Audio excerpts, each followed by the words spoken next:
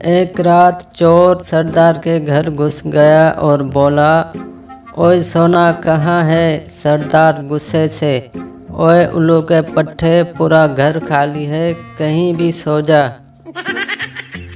लड़की डॉक्टर से बोली, मेरा वेट कैसे कम होगा।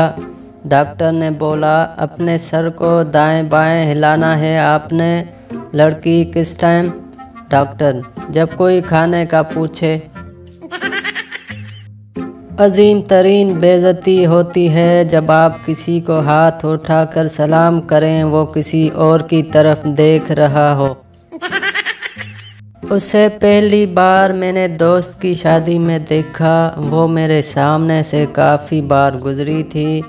वो मुझे बार बार सर से पैर तक देख रही थी। शायद मैं उसे पहली नज़र में ही अच्छा लग गया था और वो भी मुझे अच्छी लगी। मैं मौका देखकर उसके पास गया और आहिस्ता से पूछा, जी फरमाइए। उसने शर्माते हुए कहा, भाई आपने शलवार उल्टी पहनी हुई है।